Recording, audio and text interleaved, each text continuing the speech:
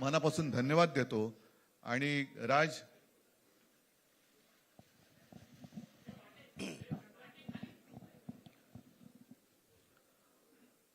आपणा सर्वांचं मी मनपूर्वक स्वागत करतो.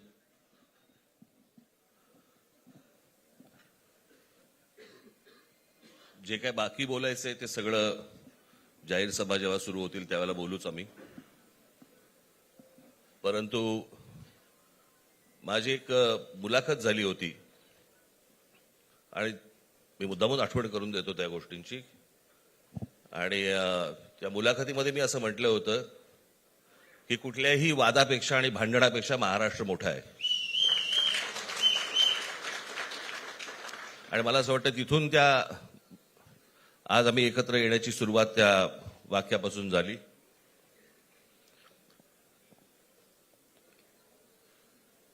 कोण किती जागा लढवणार, आकडा काय, हा नाही सांगणार तुम्हाला.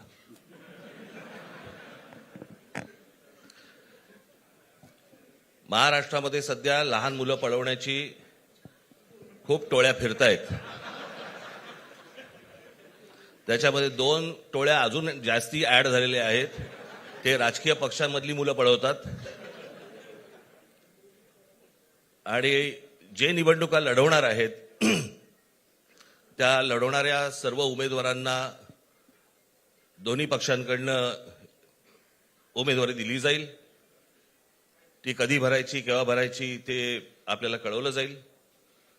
आज फक्त आपल्या समोर एकच गोष्ट मी आपल्याला सांगू इच्छितो की बरेच दिवस ज्याची प्रतीक्षा महाराष्ट्र करत होता ती शिवसेना आणि महाराष्ट्र नवनिर्माण सेनेची युती झाली, हे आज आम्ही आपल्याला जाहीर करत आहोत.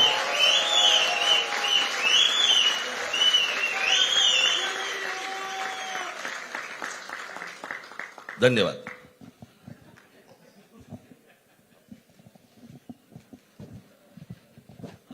संपला ते बरं झालं. नाही, आकड्यांचा खेळ आता सांगायचं नाही.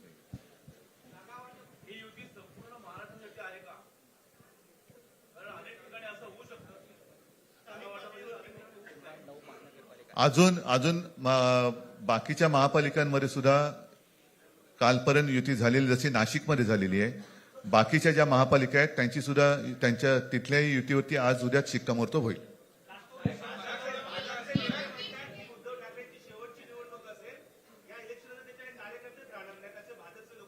लोक कोण?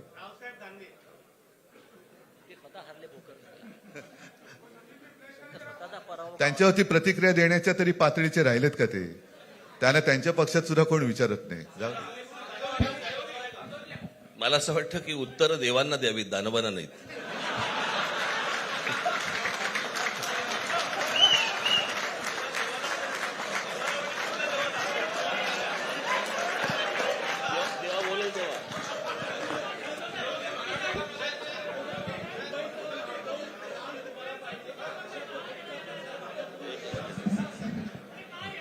मुंबईचा महापौर मराठी सोडणार आणि तो आमचाच होणार.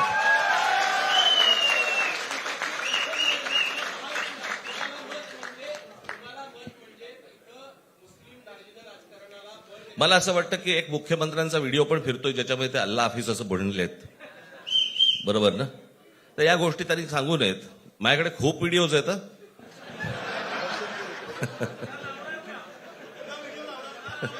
काय ते काय बोलतात त्याच्यावरती माझे व्हिडिओ तयार असतील.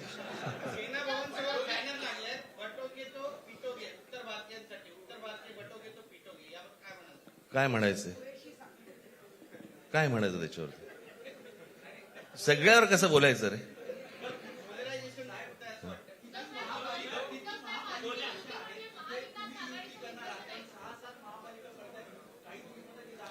मला असं वाटतं आज मुंबईचं मी तुमच्यासमोर आम्ही जाहीर करत आहोत आणि बाकीच्या जशा जशा होतील तशा तुम्हाला कळवलं जातील.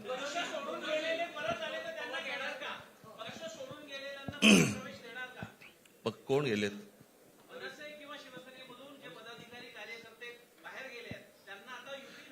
येऊ तर देत पहिलं. जरतर वरतीच खूप असतं सगळं.